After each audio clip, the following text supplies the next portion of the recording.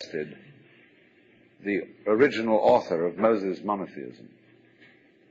And certainly the Jewish law code comes from Hammurabi in Chaldea. And these men lived in a culture where the pyramid and the ziggurat is a Chaldean version of the pyramid, indicating somehow a hierarchy of power from the boss all the way down. And God, in this first myth that we've been discussing, the ceramic myth, is the boss. And the idea of God is that the universe is governed from above. But you see, this parallels and goes hand in hand with the idea that you govern your own body. That the ego, which lies somewhere between the ears and behind the eyes in the brain, is the governor of the body. And so we can't understand a system of order, a system of life in which there isn't a governor. O Lord our governor, how excellent is thy name in all the world. But supposing, on the contrary, there could be a system which doesn't have a governor. That's what we are supposed to have in this society. We are supposed to be a democracy and a republic.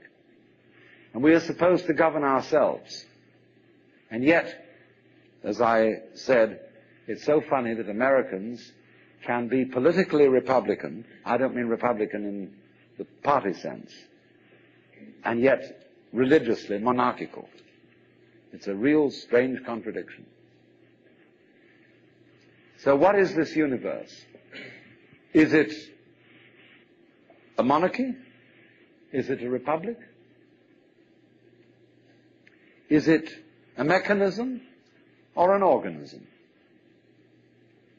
Because you see, if it's a mechanism, either it's a mere mechanism, as in the fully automatic model, or else it's the mechanism under the control of a driver, a mechanic. If it's not that, it's an organism. And an organism is a thing that governs itself. In your body, there is no boss. You can argue, for example, that the brain is a gadget evolved by the stomach in order to serve the stomach for the purposes of getting food. Or you can argue that the stomach is a gadget evolved by the brain to feed it and keep it alive. Whose game is this? Is it the brain's game or the stomach's game? It doesn't make, actually, they're mutual. The brain implies the stomach implies the brain, and neither of them is the boss. You know that story about all the limbs of the body? Said, the hands said we do all our work, the feet said we do our work, the mouth said we do all the chewing, and here's this lazy stomach who just gets it all and doesn't do a thing. He doesn't do any work. So let's go on strike. And the hands refused to carry, the feet refused to walk, the mouth refused to chew. And said, now, we're on strike against the stomach.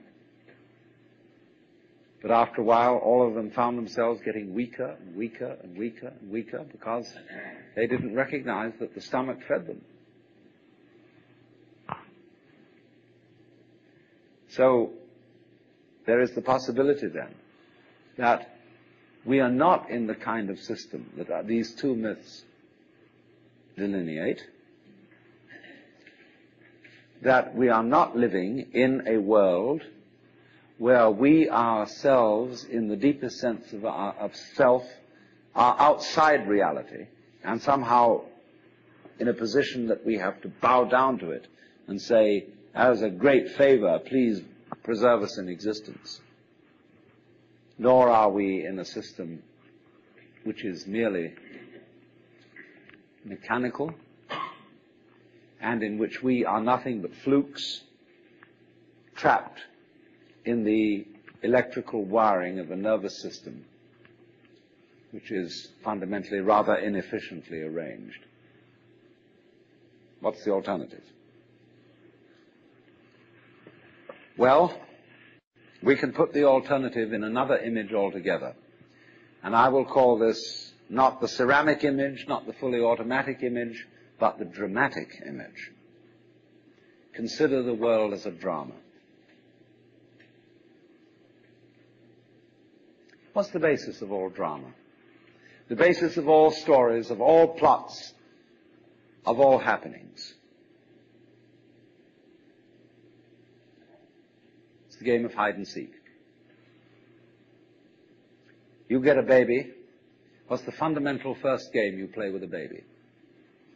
You put a book in front of your face, and you peek at the baby like this. The baby starts giggling. Because the baby is close to the origins of life. It comes from the womb really knowing what it's all about, but it can't put it into words. See, what every child psychologist really wants to know is to get a baby to talk psychological jargon and explain how it feels. But the baby knows. You do this and this, this, and the baby starts laughing. Because the baby is a recent incarnation of God. And the baby knows, therefore, that hide and seek is the basic game. See, before, when we were children, we were taught 1, 2, 3, and ABC. But we weren't sat down on our mother's knees and taught the game of black and white. That's the thing that was left out of all our educations. That life is not a conflict between opposites, but a polarity. The difference between a conflict and a polarity is simply, when you say about opposite things, we sometimes use the expression, these two things are the poles apart. You say, for example, with someone with whom you totally disagree, I'm the poles apart from this person. But your very saying that gives the show away. Poles. Poles are the opposite ends of one magnet. And if you take a magnet, there's a North Pole and a South Pole. Right, chop off the South Pole, move it away. The piece you've got left creates a new South Pole. You never get rid of the South Pole. Things may be the poles apart, but they go together. And you can't have the one without the other.